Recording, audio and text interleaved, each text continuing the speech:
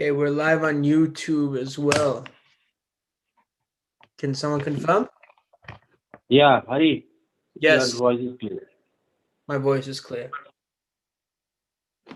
Is it clear with the harmonium also? Hare Krishna, Hare Krishna, Krishna Krishna, Hare Hare, Hare Yeah, Ram. it's clear. Hari, Clear? just keep that harmonium to a little bit lower level. That's it. Okay. Other than that, Okay. it's clear. Yeah. We'll start in 2-3 minutes. Let me get the KK songs correct. Looks like Alec Prabhu is also Alec live. Prabhu is here, but he's Hare on Krishna. silent mode for now.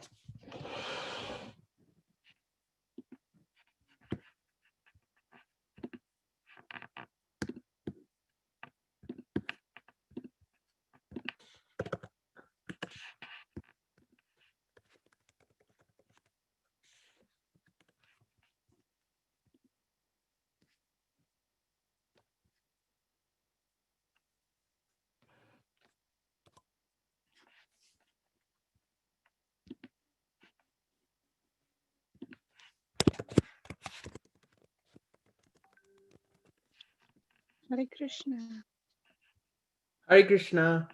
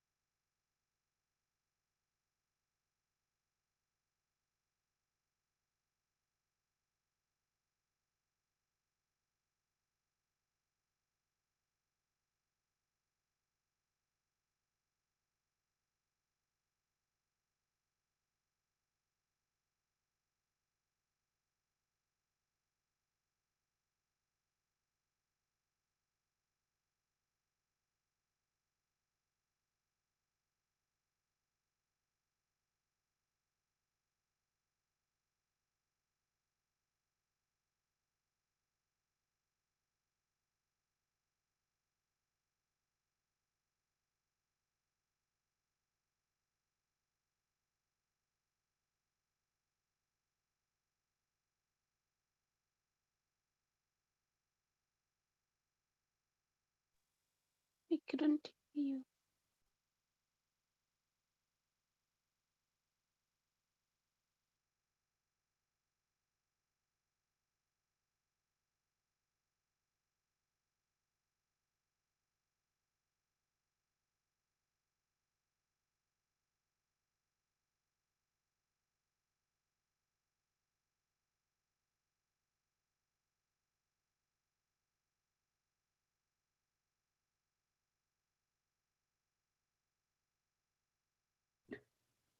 Namo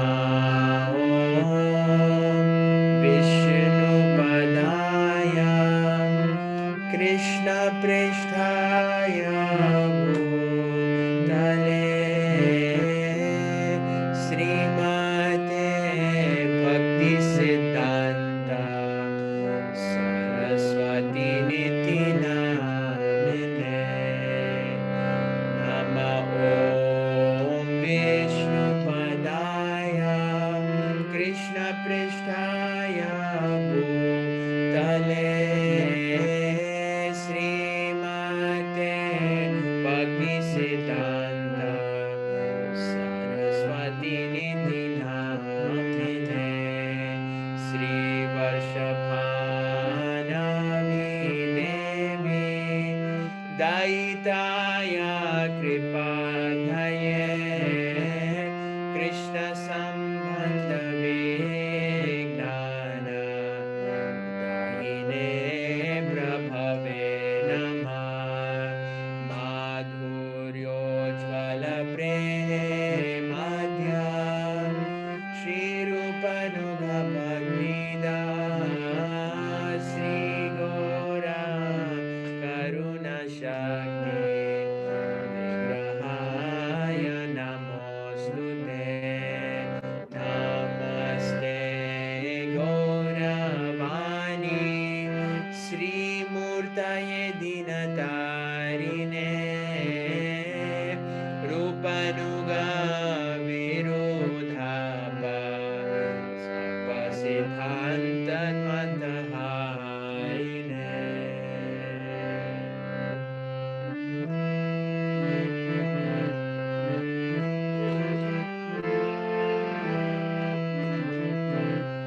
Jayanilo Premadhana Koruna Prachur Jayanilo Premadhana Koruna Prachur Heno Prabhu Kotha Gela Gora Nataraja Heno Prabhu Kotha Gela Gora Nataraja Kaha Mora Swarupa Kaha Sanatana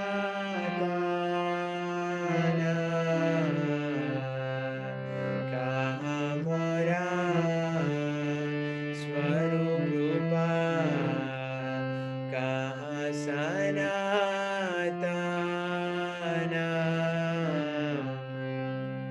Kaha Dasaragho Natha Patita Pavana Kaha Dasaragho Natha Patita Pavana Kaha Mora Bhata Juga Kaha Kaviraja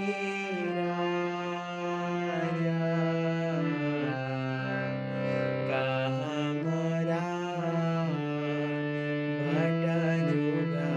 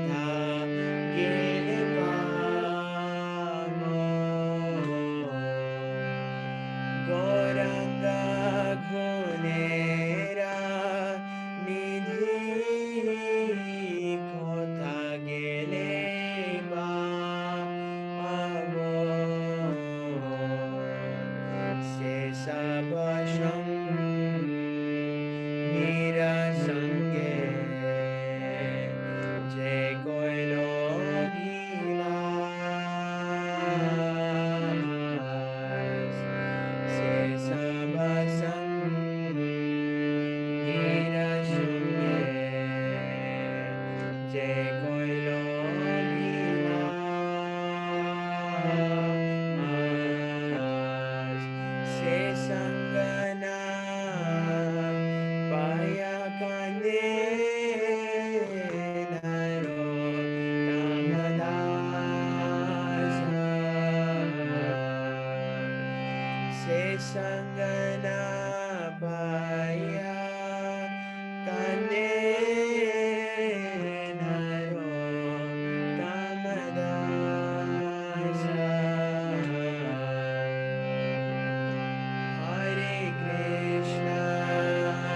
Hare Krishna Krishna Krishna Hare Hare Hare Rama Hare Rama Rama Rama Hare Hare Hare Krishna Krishna Krishna Hare Hare Hare Rama Hare Rama Rama Rama Hare Hare Jaya Prabhupada Prabhupada Prabhupada Jaya Prabhupada Jai Prabhupada Prabhupada Prabhupada Jaya Prabhupada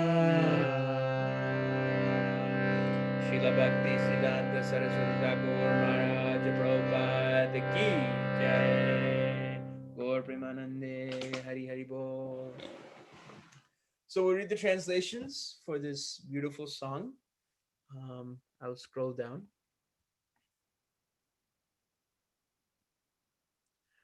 He who brought the treasure of divine love and who was filled with compassion and mercy, where has such a personality as Advaita Acharya gone?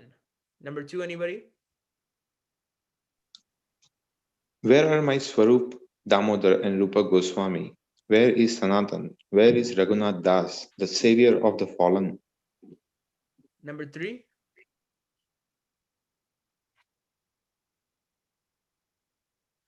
Where are my Raghunath Bhatta and Gopala Bhatta? And where is Krishnadas Kaviraj?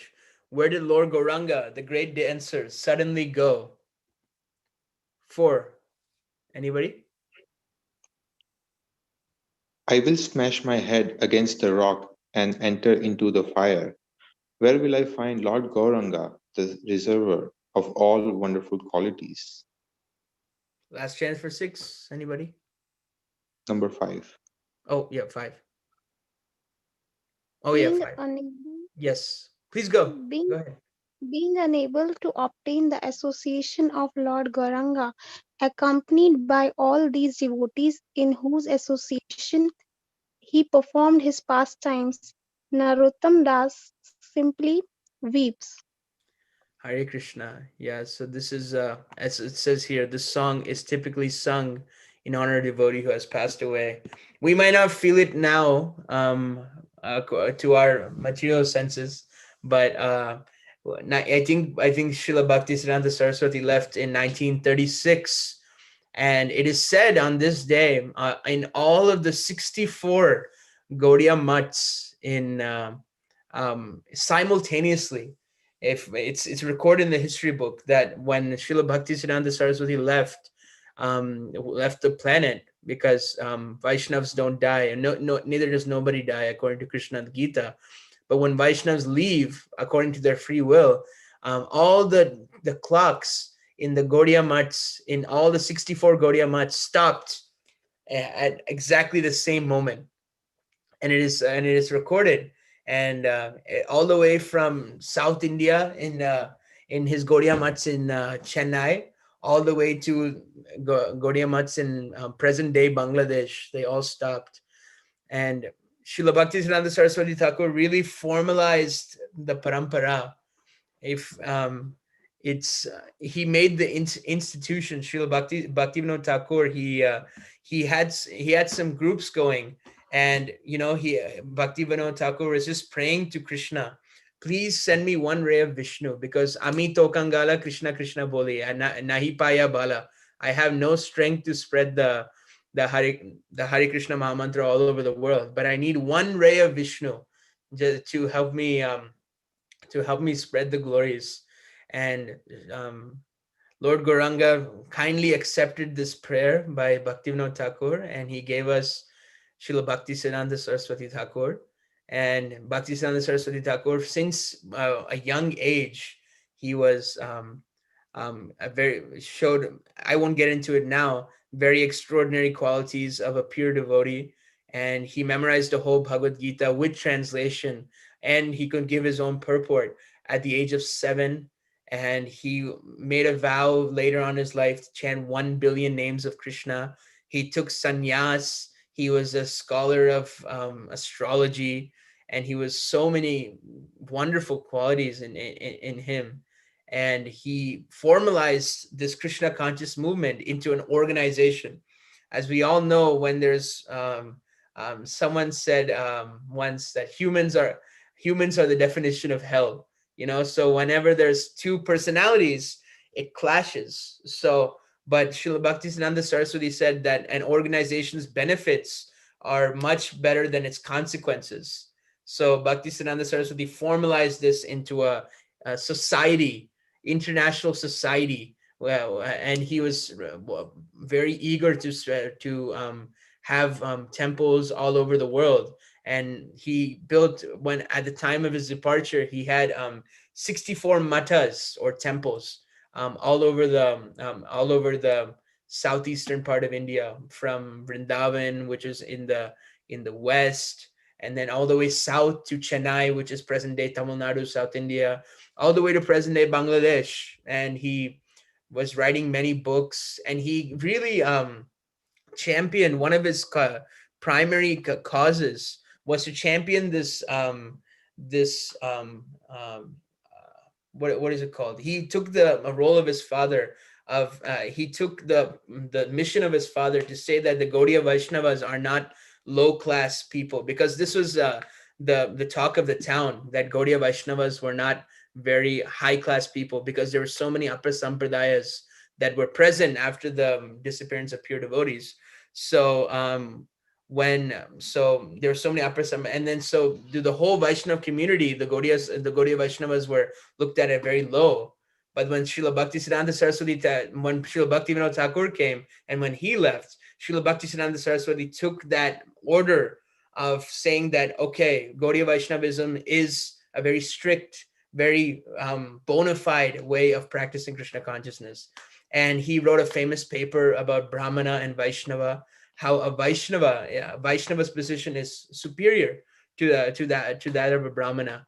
So many other things, and I don't want to get into everything now, but very important personality, very interesting personality, and very purifying personality. Just learn a little bit about him, and you can go read some of his literatures, and his literatures are still being around there. There's a nice literature, Srila Bhaktisiddhanta Vaibhava by His Holiness Bhaktivikas Swami. That's a very good summary of his life.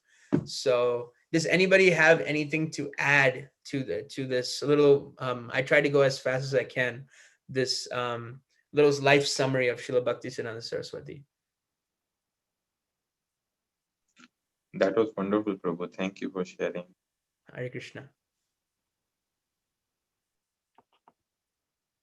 If not, we will go to the next part of the program. I will stop sharing my screen. We will head off to the next part of the program, which is the reading of the king of all literatures, the Srimad Bhagavatam, and a discussion of Srimad Bhagavatam. And this week we are studying from Canto 1, Chapter 3, text 35 through 39. And we will have our very special speaker for this week is His Grace Pandit Pandit Srivas Prabhu, who is staying in Cincinnati. Now I was thinking about, what to say about how to introduce Pandit Srivas Prabhu, and I was just thinking what qualities come to mind when I think of Pandit Srivas Prabhu, and the two qualities that came to me right at the second is sincerity and humility.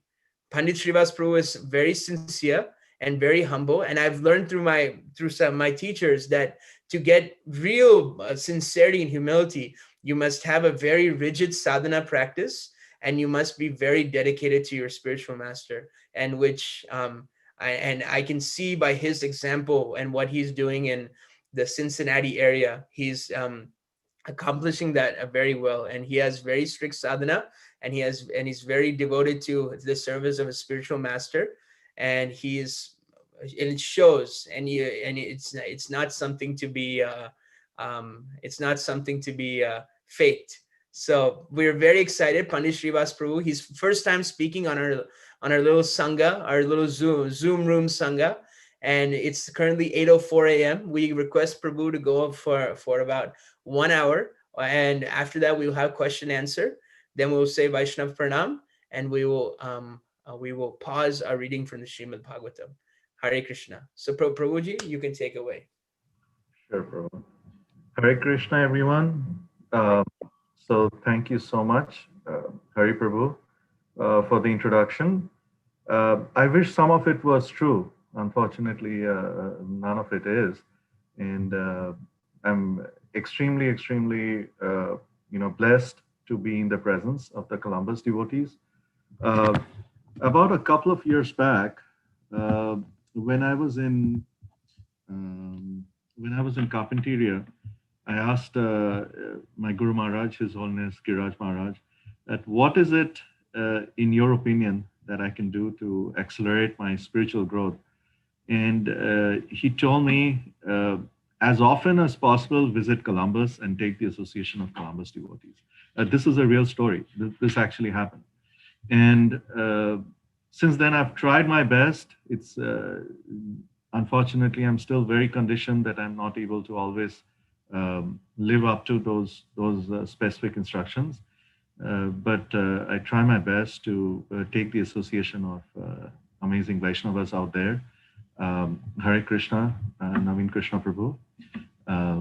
My obeisances unto you. Hare Krishna. Hare Krishna. And, Ramesh Prabhu, you do so much service. I see Alek Prabhu is out there as well. So both of you are really the pillars on which a lot of these services are executed. So obeisances to all of you as well. Okay, so let's get into it. Hari Prabhu had told me that we were going to do 135 through 139. So before we begin the study of the Srimad Bhagavatam, let's start with the prayers. Om Namo Bhagavate Vasudevaya. Om Namo Bhagavate Vasudevaya. Om Namo Bhagavate Vasudevaya. Narayanam Namaskritya Narottamam Naram Chaiva Narottamam Devim Saraswatim Vyasam Tato Jayam Udirayet. Before reciting the Srimad Bhagavatam, which is our very means of conquest, I offer my respectful obeisances unto the personality of Godhead Narayan, unto Nar Narayan Rishi, the supermost human being, unto Mother Saraswati, the goddess of learning, and unto Srila Vyasdev, the author. So let's start. Let me see if I can share my screen so that we can go ahead and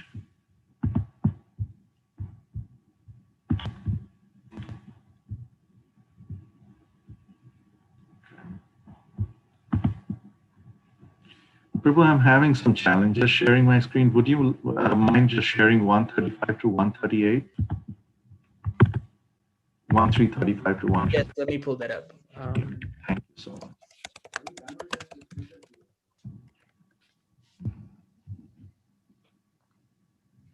$135, Prabhuji? 1335. So those are the ones that we are doing, right? So 1335 and 1338. Let me share my screen. All right. Is everybody here from Columbus? Is there anybody from a different place?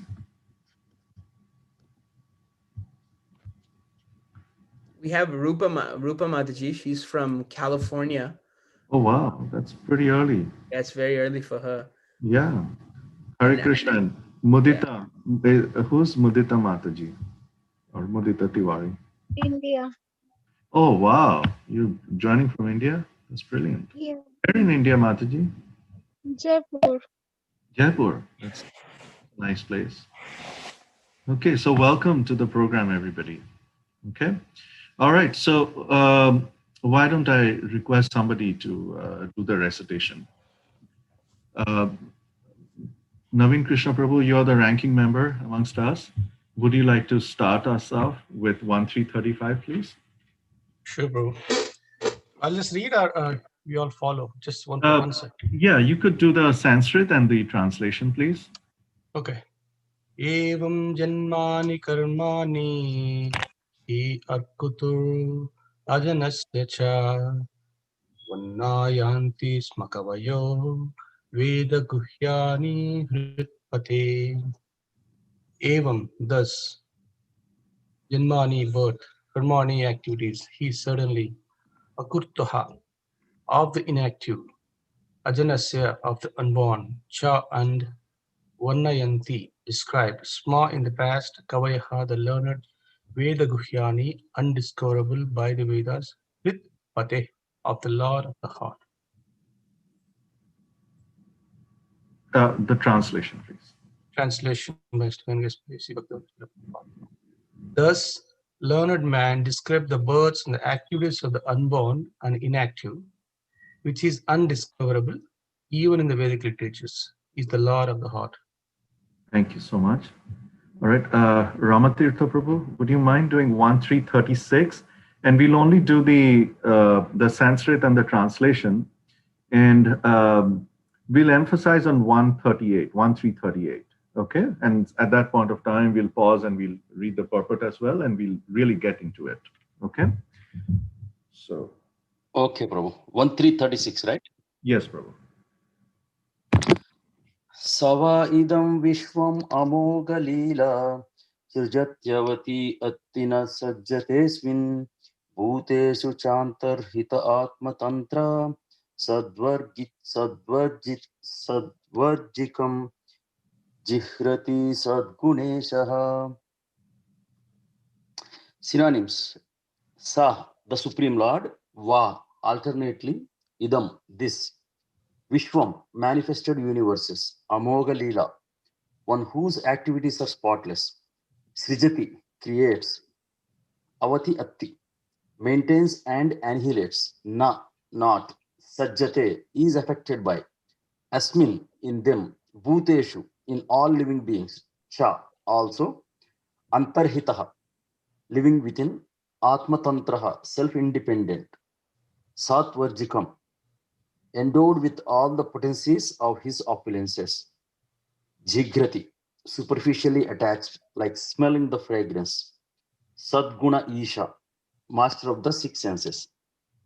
Translation: O Lord, whose activities are always spotless, is the master of the six senses and is fully omnipotent with six opulences. He creates the manifested universes, maintains them, and annihilates them without being in the least affected. He is within every living being and is always independent. Srila Prabhupada ki jai. Thank you. Thank you so much, Prabhupada. Mita Mataji, since you're joining from India, would you mind doing 37? And we can just do the Sanskrit and the translation. There's no need to do the synonyms. Okay? Okay. नाचस्य कश्चिन् निपुनो न धातुर् अवैति जन्तुः कुमानि सा उति नामानि रूपाणि मनोवाचोभिः संतानवातो न तच्चार्यम् इवाजिनः. The foolish with a poor fund of knowledge cannot know the transcendental nature of the forms,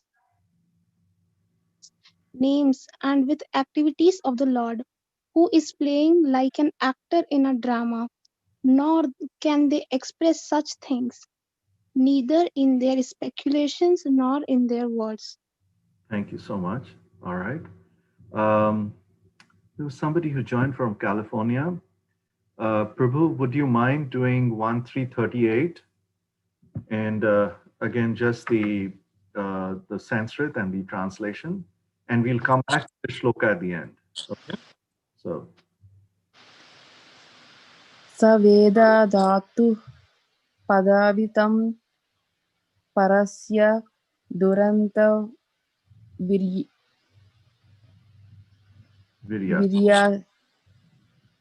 दुरन्तविर्यास रताङ्गपाणे यो मायया सन्तया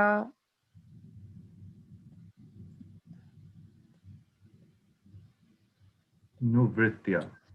सन्ततानृत्या बतेया तत्पाद सरोजगन्धम्. Very nice. Only those who render unreserved, uninterrupted, favorable services unto the lotus feet of Lord Krishna, who carries the wheel of the chariot in his hand, can know the creator of the universe in his full glory, power, and transcendence. Thank you, Prabhu. All right. And then maybe Alec, Prabhu, you can do the last one. And then I'll come back to 38. And then today we will study 38 a little bit more deeply. Sure, Prabhu. Thank you. अथेन धन्या भगवन्त इत्थं यद्वासुदेवेऽखिललोकनाथे कुर्वन्ति सर्वात्मकम् आत्मभावं न यत्र भूयः परिवर्त उग्रः. Translation. Yes. Only by making such inquiries in this world can one be successful and perfectly cognizant. For such inquiries invoke transcendental ecstatic love unto the personality of Godhead, who is the proprietor of all the universes and guarantee 100% immunity from the dreadful reputation of birth and death. Thank you, Prabhu. All right. So let's now go back to 1338. Okay. All right. So I'll read the shloka again, and then we'll get into this shloka and do some starting of the shloka. Savedadhatu padavim parasya duranta viryasya rathanga pani yomaya santata yun santayanu vritya bhajeta tatpada saroja gandham. Saha, he alone, Veda, can know, Dhatuhu, of the creator, Padavim, glories, Parasya, of the transcendence, Duranta Viryasya, of the greatly powerful, Ratha Anga Panehe, of Lord Krishna, who bears in his hand the wheel of a chariot, Yaha, one who, Amayaya, without reservation, Santataya, without any gap, Anuvritya, favorably, Bhajeta, render service, Tat Pada, of his feet, Saroja Gandham, fragrance of the lotus. Only those who render unreserved, uninterrupted, favorable service unto the lotus feet of Lord Krishna, who carries the wheel of the chariot in his hand, can know the creator of the universe in his full glory, power, and transcendence. Purport by His Divine Grace, A.C. Bhaktivedanta, Srila Prabhupada, Jai Srila Prabhupada. Only the pure devotees can know the transcendental name, form, and activities of Lord Krishna, due to their being completely freed from the reactions of fruitive work and mental speculation. The pure devotees have nothing to derive as personal profit from their unalloyed service to the Lord. They render incessant service to the Lord spontaneously, without any reservation. Everyone within the creation of the Lord is rendering service to the Lord indirectly or directly. No one is an exception to this law of the Lord. Those who are rendering service indirectly, being forced by the illusory agent of the Lord, are rendering service unto him unfavorably. But those who are rendering service unto him directly, under the direction of his beloved agent, are rendering service unto him favorably. Such favorable servitors are devotees of the Lord, and by the grace of the Lord, they can enter into the mysterious region of transcendence by the mercy of the Lord. But the mental speculators remain in darkness all the time.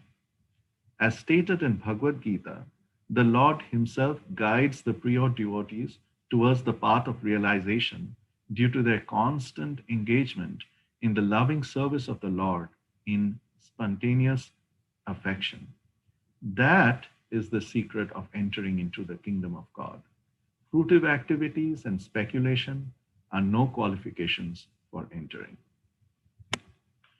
Om Ajnanatimirandasya Jnananjanashalakaya Chakshurunmilitam Yena Tasmai Shri Gurave Namaha Sri Chaitanya Manobhishtam Sthapitam Yena Bhutale Swayam Rupa Kadamayam Dadati Swapadantikam Vandeham Shri Guru Shri Yuta Padakamalam Shri Gurun Vaishnavansha Shri Rupam Sagra Jatam Sahagana Raghunathan Vitam Tam Sajivam Sadvaitam Savadhutam Parijana Sahitam Krishna Chaitanya Devam Shri Radha Krishna Padam Sahagana Lalita Shri Vishakhan Vitamsha He Krishna Karuna Sindhu Dinabandhu Jagatpate Gopesha Gopika Kanta Radha Kanta Namostute Tapta Kanchana Gaurangi Radhe Vrindavaneshwari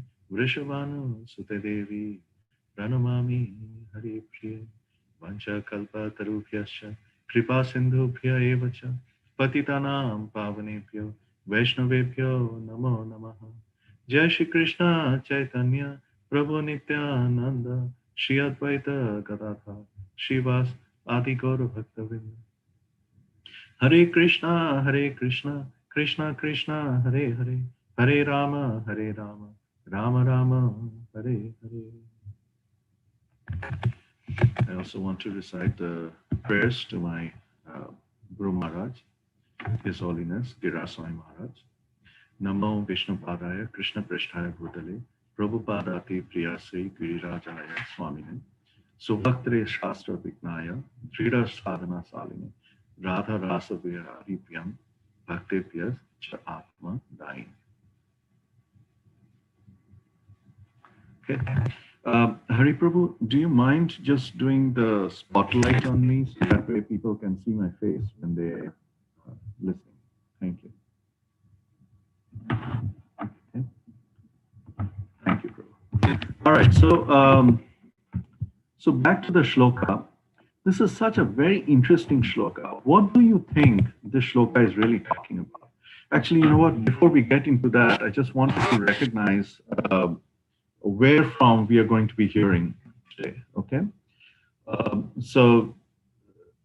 About, I don't know, 3-4 years back, I was in New Vrindavan talking to Jai Krishna Prabhu, and he told me a very profound thing. He said, Prabhu, we are all in the shower. And so, yes, he's absolutely right. We are, all of us are in the process of getting purified. So we are all in the shower. I'm certainly not qualified at all to give a Srimad Bhagavatam class. But some of the eminent personalities from whom we read and from whom we are going to be hearing secondhand today, they're certainly very, very qualified. And I wanted to recognize them before we get started. Okay.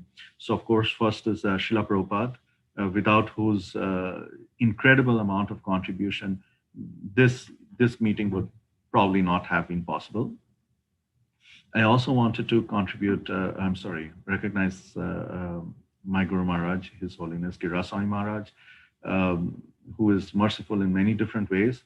But I also was reading some snippets from some of his classes regarding this section of the Srimad Bhagavatam. Vaisheshika Prabhu and Radhika Raman Prabhu, and also Gopal Hari Prabhu, from whom I borrowed several sections of whatever we are going to be talking about. And there was a couple of additional people. I just wrote down their names. Yes, so this is Gauranga Darshan Prabhu, who gave a very nice synopsis of this verse. And in some of the commentaries which I heard, there was mention of some additional senior Vaishnavas and acharyas who commented on different sections of different verses over here. Unfortunately, the names were not mentioned. So when we come to that person, I'll call out that this is as per some acharya, senior acharya, but maybe some of you might know who those commentaries are now. Okay, so just wanted to recognize that. All right, so what is this 1338 from? I mean, about? What is it about? Anybody? What do you think is being talked about over here? Anyone?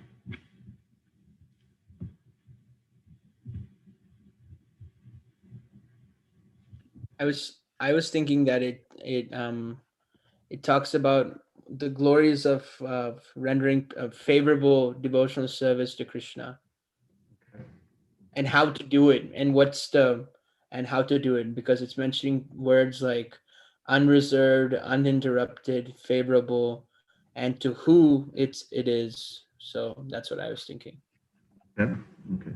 So yes, I mean, you're on the right track. So this is about more than Krishna. It is about the qualification of the candidate who wants to understand Krishna. So it really answers the question, who is the most qualified candidate to understand the Lord? And now let's go back and look at some of those shlokas. Okay, and I think I should be able to share this now. Give me 1 second. Got too many. So this is 1338. So Saveda Dhatu.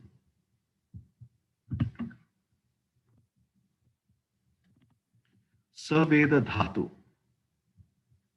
So we start with Dhatu, all right? And what does Dhatu mean? So over here, the word-for-word translation is given of the creator. But how is Dhatu the creator? Okay. So for those of us who have had some experience with Indian languages, especially Sanskrit, which is etymologically one of the starting languages from which a lot of the other Indian languages are derived. Or even for that matter of fact, I remember when I studied Hindi also, the word dhatu came into the picture. And this is the essence, the core through which the other words are formed, like dha and ba and fa and ma and so on and so forth. So dhatu therefore means elementary, so the very beginning. Okay, so the Lord is also called dhatu. So dhatu, however, doesn't necessarily establish who the Lord is. It just says this is the creator. Okay, all right. So that's fine. So dhatu, so Veda. Veda, as most of us know, it refers to knowledge. So who, he can know the creator, dhatu. Okay, dhatu's what? Padavim. Padavim refers to glories over here, but if we really think about it, there is this very nice word. I don't know whether it's in Sanskrit also or not, but in Hindi it's called padavi. Okay, and padavim is really the original derivative of this word. So padavim represents glories, but padavi that we are more familiar with represents all the different qualifications. For example, BA, MSc, LLB, and within material creation also, we come up with a lot of these aspects of different gradations of padavi. For example, you remember earth, water, fire, air, mind, intelligence, false ego. So bhumi, rapo, nalo, vayu, and so on and so forth. And then Krishna mentions over there that above all of this is the soul, okay? And then above the soul is the Paramatma. So does anybody remember the particular shloka that we are talking about? This was in Knowledge of Absolute, chapter 7. Aparyam ivastvanyam prakritim vidime param jiva bhutam mahabhago yayetam dhayate jagat. And Krishna says, besides all of these, all of the material aspects of it, there is another superior energy of mind, which comprises the living entities, the soul, okay, who are exploiting the resources of the material inferior nature. And then he goes further on into the very next shloka, and he talks about etad yonini bhutani sarvaniti upadharya aham Krishnaya Jagataha Prabhava Pralayas Tatha. All created beings have the source in these two natures. So what are the two natures? The inferior nature and the superior nature, right? The material nature and the spiritual nature. So of all that is material and all that is spiritual, know for certain that that Krishna, is both the origin and the dissolution. So Krishna already establishes that position of his superiority. So if we go back to now what we were reading in the shloka, so when he's talking about padavim parasya, parasya means above that, the transcendental to that. So transcendental glories, transcendental padavi, that applies to the creator. So the person who can know the transcendental glories of the creator, okay, so that's part of it. Okay, so now going back to the shloka, duranta viryasya. So what does duranta viryasya refer to? Duranta viryasya refers to the shakti of the Lord, the energies of the Lord, the super excellent, greatly powerful actions of the Lord. Okay, so if we now have to summarize at least a couple of these qualities that we are talking about, right? So one is the quality of hold on, I missed the shloka. Yeah, one is the quality of padavim parasya, and the other one is duranta viryasya. Okay, so why is this so unique? What makes it so interesting? Why is it that it is not why are we calling it something transcendental which nobody else can understand? Can anybody else give some more examples of what makes padavim parasya and the durantya part of it, what makes it so special?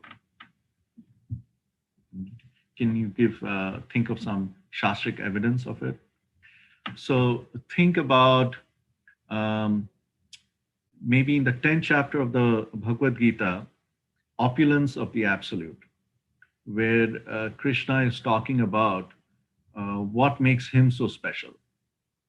Okay, so think in those lines, and let's come up with some evidence from that chapter.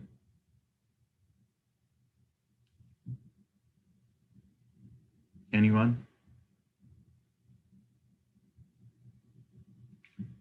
Does anybody remember Aham Sarvasya Prabhavo Matta? I was about to say that. Okay. Yes. Go ahead, Prabhu. Aham sarvasya prabhavo matta. Aham sarvasya prabhavo. Is that? Yes, you're right. Matta sabai. Matta bhajantemam bodha bhava samannita. That's correct. And the translation would be, Prabhu? So eventually, not a verbatim, but he says like, there's nothing beyond his purview. Everything's animated, non-animated, spiritual material is the source of everything. In other words, he says there's nothing, what you see, what you don't see, what you perceive, what you don't perceive. Everything is come from me. So his opulence is ananta, unlimited. There's no end. That is perfect. Another interesting part of this particular shloka that you just quoted, so aham sarvasya prabhava matta sarvam pravartate iti matva bhajante mam. That's very interesting how he puts it over there. Iti matva bhajante mam buddha bhava samanvitaha. So he says the wise who perfectly know this engage in my devotional service and worship me with all their hearts. Of course, he first establishes his superiority. He's the source of all spiritual and material worlds. Everything is coming from him. But he also says the wise who perfectly know this, they engage in the devotional service of the Lord and worship me with all their hearts. And we can already see that there is some interesting connection between that shloka and this particular shloka. Okay. Any other evidence that we can see from the Bhagavad Gita? Probably somewhere before Aham Sarvasya Prabhava. Same chapter. So let's see 10.2. Okay. Name vidu sura ganaha prabhavam na maharasya maharsaya. Sorry. Prabhavam na maharsaya. Aham adir hi devanam maharshinam cha sarvasaha. So here is very directly establishing his superiority. So he's basically saying neither the hosts of demigods nor the great sages know my origin or opulences, for in every respect I am the source of the demigods and sages. Okay, so this itself gives us a very direct evidence of the Lord's superiority. Okay, all right. Now let's come to Duranta Viryasya, which is exceedingly powerful. Okay. So let's get some examples from the Shastras about Duranta Viryasya, or even about from past times, let's say, right? So when Krishna was just a few days old, we see that he killed Putana when just he was a few, I would say, weeks old, Trinavarta. Then you might remember how he slew towards the end Bakashur. Bakashur was so powerful that many demigods, even powerful demigods, were completely, I won't say defeated, but they were troubled by Bakasur. But Krishna comes, he just splits his beak in two and is done. So these are examples of his strength, of him being exceedingly powerful. But let's talk about a little bit of a subtle power. So this is a gross power, the power of strength. What other things can denote power? What other ways is Krishna quite powerful? Anyone?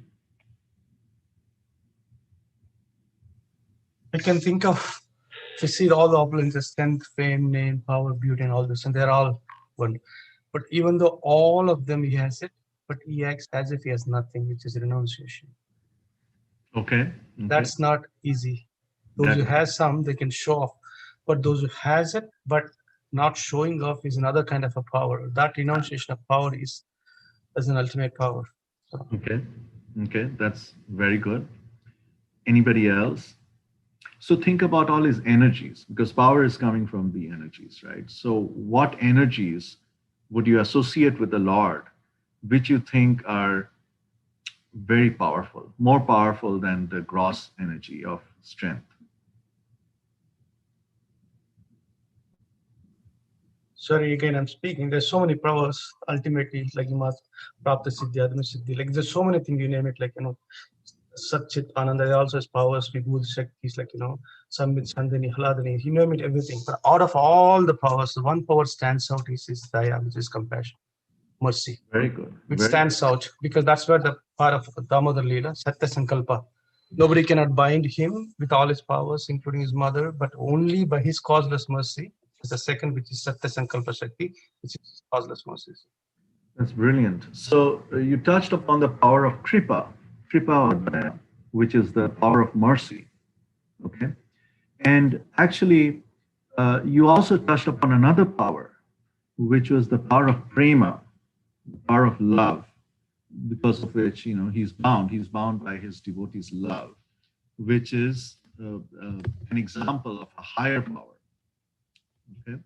So without prema and kripa, or prema and kripa are two very direct examples of durantya viryasya, and we see so many examples of how incredibly powerful he is, not just in physical strength, but also in bestowing his mercy, and then bestowing ultimately his love.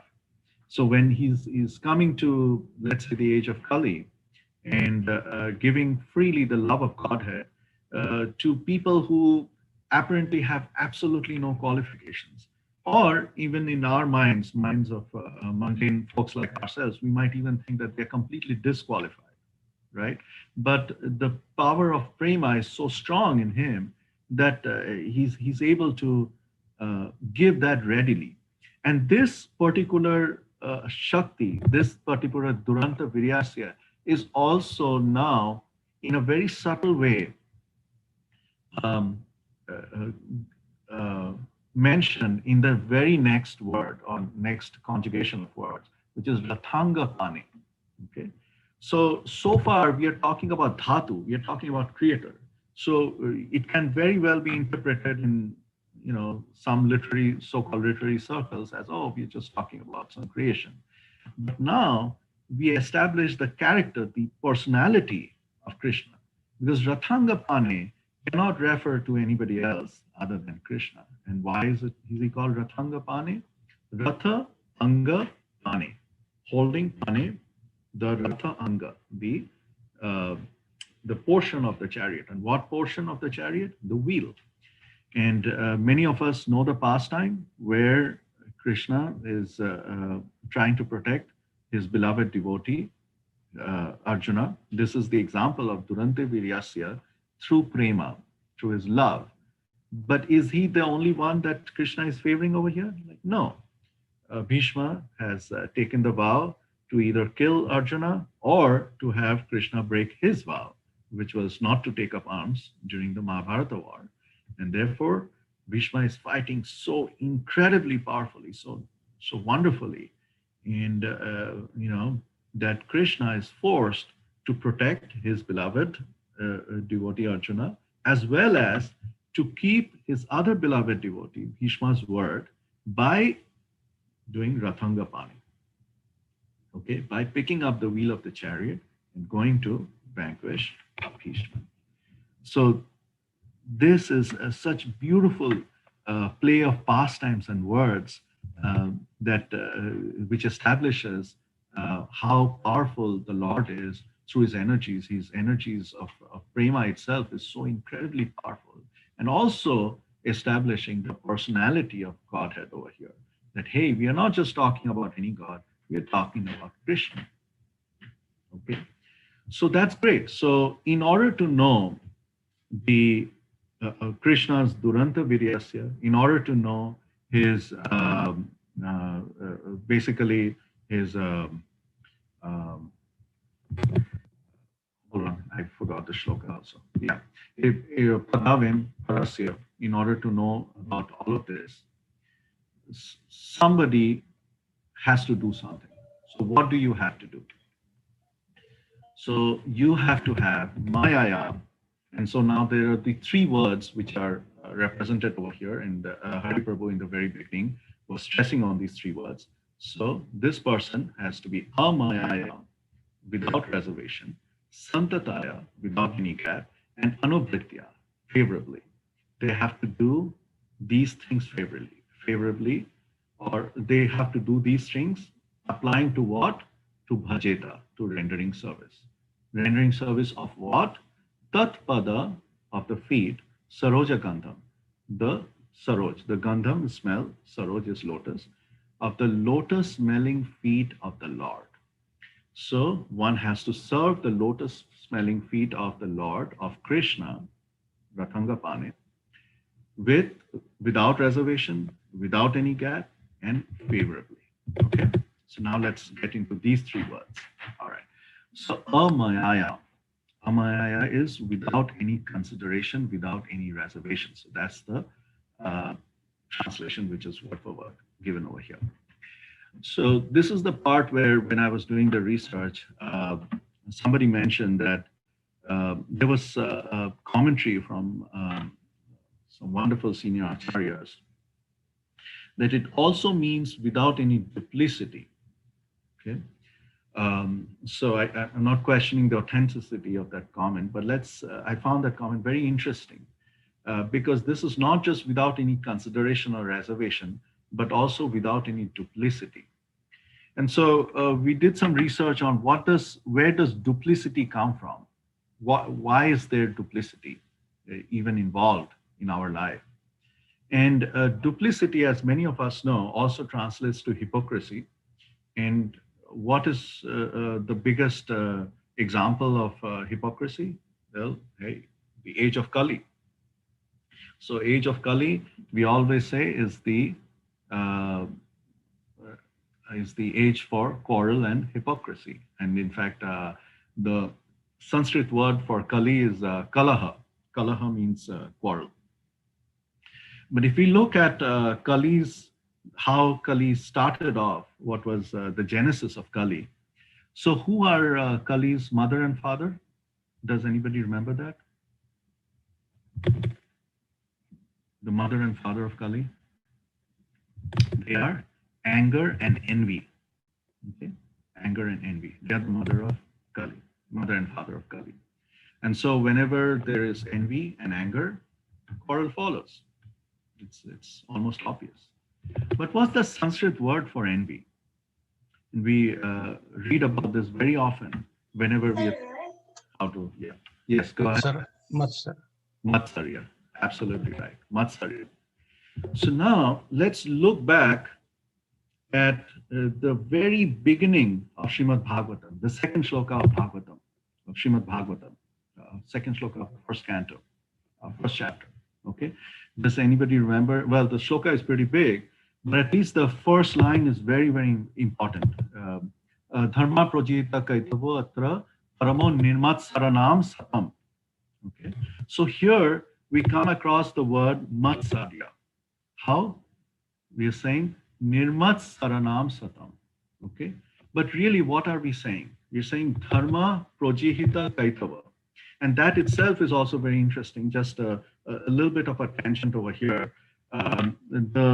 Towards the end of the Bhagavad Gita, we might recall, we read this very, very famous shloka, which was made even more famous by, I don't know, Yash Chopra, whoever made Mahabharata at that point of time. Does anybody remember that? Sarvadharman parityajya mamekam sharanam braja. Everybody remembers that, right? So it is given in a future tense, almost like, or future continuous tense. Sarva dharman parityajya. Reject all kinds of consideration of so-called religious considerations and simply surrender unto me. And Srimad Bhagavatam begins with dharma projihita kaitava, having completely rejected. So it's almost like a past perfect tense. Having completely rejected all religious activities, dharma projihita kaitava, kaitava dharma, of course, it refers to, which is false considerations or materially motivated considerations, and so on and so forth. Okay. Dharma projihita kaitava atra paramo nirmat saranam satam. So what this shloka is, it's actually a warranty and a guarantee on the Srimad Bhagavatam. You know how we buy products and then either towards the end of the product or with a small insert, we get the warranty slip or the guarantee slip that the guarantee slip tells you that, okay, hey, this is what we will cover, this is what you will get, this is what you'll not cover, and so on and so forth, right? And in this particular case, the warranty and guarantee says that, look, this is not an ordinary book. With this book itself is sufficient and complete and comprehensive enough for God realization. It's not going to talk about mundane things. It's not going to talk about how to get the best deal in Walmart. This is going to talk about the highest truth. However, there is one thing, one condition that you also have to fulfill in order for you to take full effect, full knowledge of this book. And you have to be nirmat saranam satam. You need not have matsarya. You cannot be envious. You have to be pure-hearted. Okay?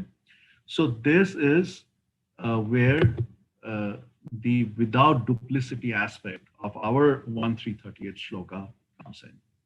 So we also have to do this without any duplicity. Okay? When we have to worship the lotus-smelling feet of the Lord, the lotus-smelling pada of the Lord, then at that point of time, we cannot be duplicitous. Okay? So that is amayaya. Okay? So now we come to the next word. Santataya, constant, without any gap. We'll take this word and we'll park it next to us because we are going to come and visit this word. It's a very beautiful word. Okay? The last thing is anuvritya. Anuvritya is favorable attitude. And Srila Prabhupada over here, in the purport of all the different words, this is the word he really explains very nicely. What is favorable and what is unfavorable. So if we go back to that purport of this particular shloka, we'll get an idea of what Srila Prabhupada is saying as favorable and unfavorable. And I'm going to read from the purport. So he's saying, there are two ways to render service to the Lord, directly, indirectly. Okay? Those who are rendering service indirectly, being forced by Maya, okay, they are rendering service unto him unfavorably. And those who are rendering service to him directly, under the direction of his beloved agent, are rendering service unto him favorably. It's very simple. Okay? So let's first talk about unfavorable service. So those who are rendering service to the Lord under the direction of Maya. And the first time I read this, I was like, how would you even render service to the Lord under the direction of Maya? How is that possible? Okay, anyone? Why does Srila Prabhupada even say that? I have a thought. Yes, that- Prabhu. I was just thinking that you render service unto the Lord under the influence of Maya. It's kind of like Bhakti Siddhanta Saraswati tells the story of breaking the walnut open with the shalagram. You know, there's a famous story in Upakyana Upadesh that learning through stories that one guy he paid a pujari to do service.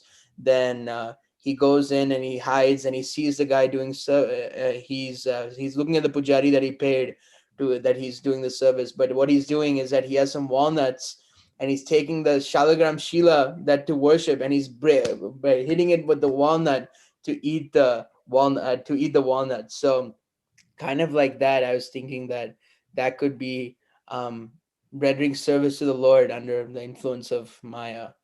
Okay. All right. That's very interesting. Okay.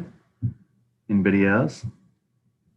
In this question asked by Arjuna in Krishna, Bhagavad Gita, Krishna says, what is the details? He says, like, everybody will come to this material world for two reasons. Ichcha and Dvesha. That is, Dvesha just come from the Taranam, which is envious. So what is that Ichcha? This is independently enjoyed from God. What is the nature? I want to be the controller, I want to be the enjoyer, I want to be the proprietor. These are the three core reasons why we hate based on this desire. Everything is a manifestation of that. The base is like Ichcha and Dvesha, separately enjoying from God, and which we cannot, that's we hate. And then because since we cannot, that we are attached to his opulences. This is not him, but his opulences. Like, we want Sita and Lakshmi, not Narayan. Same thing, we want opulences, but not Krishna. So opulence is also, if we forget his Maya is also his opulence. But under the spell of the Ichcha, then we only see that part. So. Okay. So how do you render service unto him in Maya, under the influence of Maya? So do you even render service unto Krishna under Maya, under the guidance of Maya? That's really the question on the table. You ask me yes or no. Well, or could you give an example? Even one example is sufficient of how we would render service to Krishna. However, we would do it under Maya. Yeah, so there's two things. So when I say yes or no, so there's nothing without the purview of Krishna, including Maya. One dimension in Tattva Sundar it says there's nothing beyond the realm of Krishna. Even Maya is opulences. But under the spell of Maya itself, which based on a desire, he spell the forgetful nature. So because of the forgetful nature, we only look for Maya, thinking that I wanted to serve her for my sense gratification. But indirectly, Maya is also his opulence. That is the one dimension. The second dimension, which I said no, that means even though we're serving Maya, in one sense, we're not serving Krishna. So that's just an yes or no. That's just like, Yes, you're absolutely right. You're absolutely right. So although this is a very nice explanation which you gave, because Maya is a very subtle aspect of the Lord's energy. And so although we are serving under the direction of Maya, we are kind of serving Krishna because it's still Maya is Krishna's energy, but we're not really serving Krishna because we are not cognizant of the Lord. That's the point that you're making, if I'm not mistaken. Yes. Also, as the Bhagavad Gita says, the Lord is ultimately the enjoyer of all the sacrifices. So we sacrifice many things. We sacrifice our time, we sacrifice our wealth, we do austerities in different ways, and so on and so forth. And we sometimes do these for our own benefit, either knowingly or unknowingly, right? So the ones who do it knowingly say that, okay, I'm willing to do this in order to get a better husband, better wife, better car, better job, better this, better that. But they're really thinking about themselves. They're not there to serve the Lord. But even the sacrifices that they're doing, the enjoyer of the sacrifices ultimately is Krishna. So that is also, doing sacrifice in an unfavorable way. Okay, service in an unfavorable way. And of course, the other part, which is favorable way, we are all aware of. There are so many 9 different processes of devotional service. When our consciousness is completely situated in the Lord, for the benefit of the Lord, that we are for His enjoyment, for His pleasure, we are doing the sacrifice, then or doing the contribution, then that is a favorable portion of it. So now the last word, which we talked over here, we're going to bring it back in front of us, is santataya. Okay. Now this is a very simple word. It just says without any gap, it's constant, and so on. But what does this really remind us of? So Hari Prabhu, if we now go back to the way you are summarizing at the very beginning, that, hey, these are the 3 ways that you can do this without any gap, without any consideration or reservation, okay, and doing it in a favorable way. What does the combination of these 3 different things remind you of, remind us of? Which particular shloka? We must have read this in the beginning of Bhagavatam. Very beautiful shloka. He's also there's Rupa Goswami explains. Yes. Yes. And in fact, let's talk about both of those. Okay. So savai pumsa parodharmo yatar bhakti adoshaje ahaituki apratihata. Okay. So that's where the combination comes in. Ahaituki apratihata. Okay. Satmasu prakripati. So over here, the 2 specific words is apratihata, so uninterrupted, ahaituki, without any motivation, and so on and so forth. But even if we look at these 2 shlokas, this particular shloka, ahaituki apratihata shloka, this is something that Sutta Goswami is mentioning to the Naimisharanya sages. In what context is he mentioning that? So what he's actually answering a particular question of the sages. So what question is the sage really, or are the sages really asking him? So go back a few shlokas and you'll see that the sages are asking him, Please, therefore, this is 119. Please, therefore, being blessed with many years, explain to us in an easily understandable way what you have ascertained of the absolute and ultimate, ascertained to be the absolute and ultimate good for the people in general. It's so interesting that the last part, what do you think is going to benefit the people the most? Okay, because they've been trying to do the yagya. They've been completely unsuccessful for many, many years. They've just tried everything and they've now come over here and they ask a very generic question, not a very specific question. That please, you tell us what is going to be ultimately good and absolutely good for people in general. And the answer to this question, Sutta Goswami gives, Save Pumsa Parodharma, Yator Bhakti Adokshaji, Ahaituki Apratiyata Yaya Atma Saspursivati. Okay. And now remove that or look at the necklace that we have just created and just follow the trail of the thread. You'll see that the absolute and ultimate good, go back to this 1338 shloka and just marry it with this.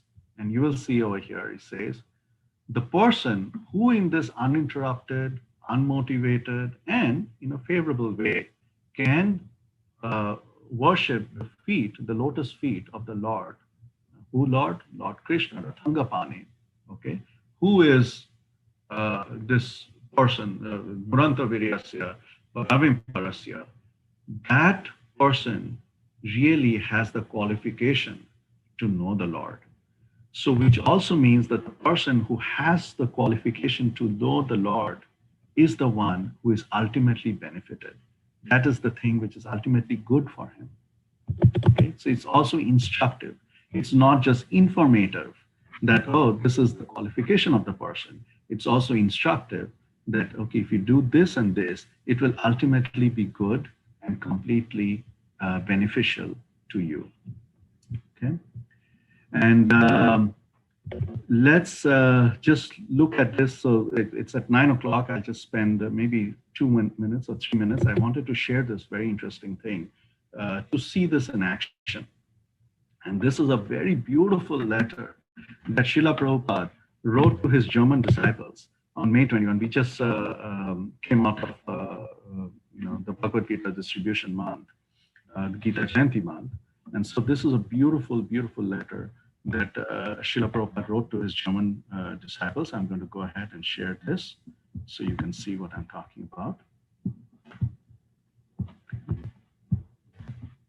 All right. Okay, so May 6, 1977. My dear beloved disciples, please accept my blessings. I know that over the past years, you have suffered so many tribulations. You have suffered so many tribulations to push forward Krishna consciousness in Germany. But this has not stopped you from your determination to serve the cause of Lord Chaitanya Mahaprabhu. Okay? Completely unmotivated, constant service. So there wasn't any gap. A devotee is pleased when there is difficulty, for in these difficulties, he is forced to remember Krishna. We cannot expect the people of Kali Yuga will welcome our attempt to spread Krishna consciousness. It is just like a lunatic asylum. The patients are running around madly, and when the doctor tries to give them treatment, they insist that they are not crazy. Sometimes the patient even strikes the doctor. Right? So our task is like that. We cannot stand to see people suffering due to ignorance. What is that ignorance? They do not know that they are not their body. This Krishna consciousness movement is meant to deliver people to the proper understanding that they are not their body, that they are pure spirit soul. We may or may not be appreciated. That is not our concern. We must execute the order of Sri Chaitanya Mahaprabhu, which is Jare Dakho Tare Kaho, Krishna Upadesh, Amaro Agga Guru Hoy, Agyay Guru Hoy, Taro Ekdesh. Whomever you meet, instructing them to follow the orders of Sri Krishna as they're given in the Bhagavad Gita and Srimad Bhagavatam. In this way, by my order, become a spiritual master and try to liberate everyone in this land. and so on and so forth. So this is a very beautiful, actually it's a small letter. Let's go ahead and read the rest of it. Go on spreading the Sankirtan movement more and more. I am only one person, but because all of you have kindly cooperated with me, this movement has now become a success all over the world. Be assured that there is no more direct way to preach than to distribute Krishna conscious books. This is very direct instruction. Whoever gets the book is benefited. If he reads the book, he's benefited even more, still more. Or if he gives the book to someone else for reading, both he and the other person is benefited. Even if one does not read the book, but simply holds it and sees it, he's benefited. If he simply gives small donation towards the work of Krishna consciousness, he's benefited. And anyone who distributes these transcendental literatures, he is also benefited. Therefore, Sankirtan is the prime benediction for the age. Krishna Varnam Tusha Krishnam Sango Vangastra Pashadam Yagne Sankirtana Praya Yajanti Sumedashaha. Hoping this meets you all well, your ever well-wisher, A.C. Bhaktivedanta Swami. So this is an example of what we just saw, example in action of what we just read, 1.338. There was this very nice point that Naveen Krishna Prabhu made. I just remembered, we just skipped through that point. Anya Vilashita Shunya. So does anybody remember the context at which, this is also mentioned in Chaitanya Charitamrita, but anybody mention the context at which this is mentioned? It's a very powerful context, right?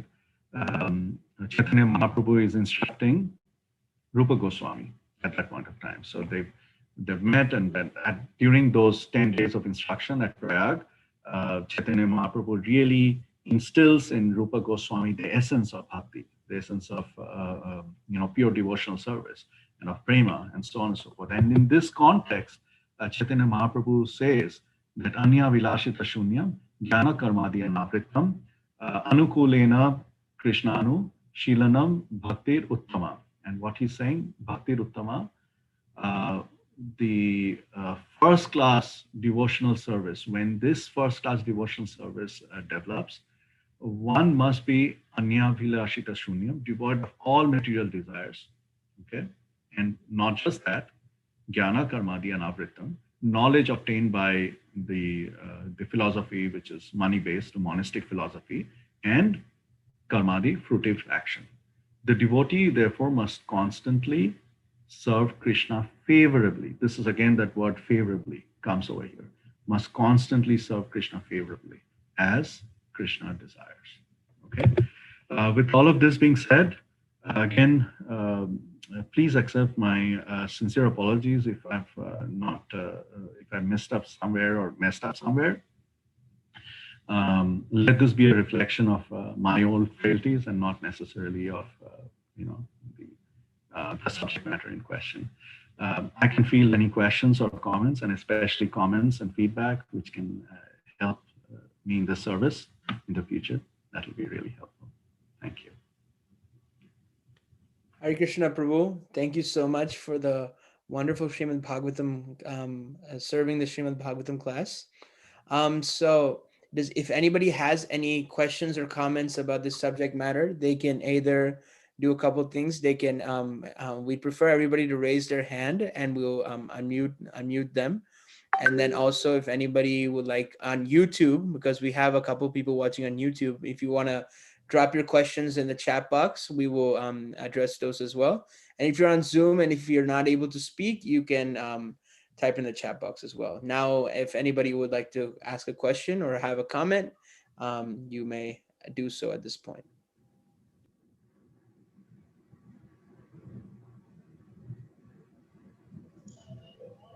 Hare Krishna Prabhu, Hare. Yes. Hare Krishna Prabhu, you are able to hear me, Prabhu? Yes, Prabhu. Hare Krishna. Very nice discourse, Prabhu. It's amazing. I did so much of research, and you took us into all Bhagavad Gita and all the different places. It's really great. I had one quick question, Prabhu. In this, you had mentioned about this verse speaks about the qualifications of a disciple. And I really like that point because that's very relevant nowadays. Because nowadays, whenever we talk, the first thing we talk about is qualification of a spiritual master, not about the disciple. So, but here the verse is, the focus is on the disciple, then more on the spiritual master, which is, I found it very interesting. But there is one quote which I wanted to come up, that is, this is 1.5.24. In that purport, Srila Prabhupada mentions, without being self-controlled, without being self-disciplined, and without being fully obedient, no one can become successful in following the instructions of the spiritual master. And without doing so, no one is able to go back to Godhead. So, Prabhu, you see this, Prabhupada has made it so clear in this. So, I just wanted to get your thoughts, how that ties back with your, whatever you mentioned about the qualifications of disciple. Thank you, Prabhu. No, this is very interesting that you mentioned that. Also, although the spiritual master is not directly mentioned over here, indirectly he is actually. And Srila Prabhupada in 1338, calls this out in his purport.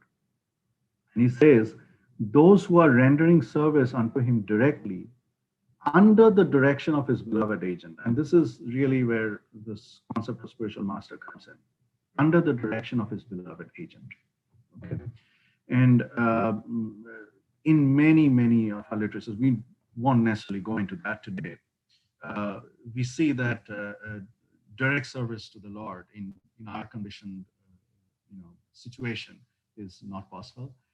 So we render service through parampara, through our guru, and then guru, so on and so forth.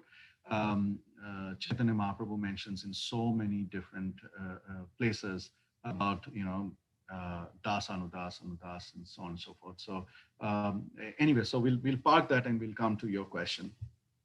So, or rather your point, which is, yes, there has to be regulation and a proper discipline. So you're talking about in 1.5.24, saying, although they were impartial by nature, those followers of the Vedanta blessed me with their causeless mercy. As far as I was concerned, I was self-controlled and had no attachment for sports, even though I was a boy. In addition, I was not naughty. I did not speak more than required. So that person also was controlled in his mind, controlled in the speech, and so on and so forth. So there are a couple of examples of that self-control that he speaks about.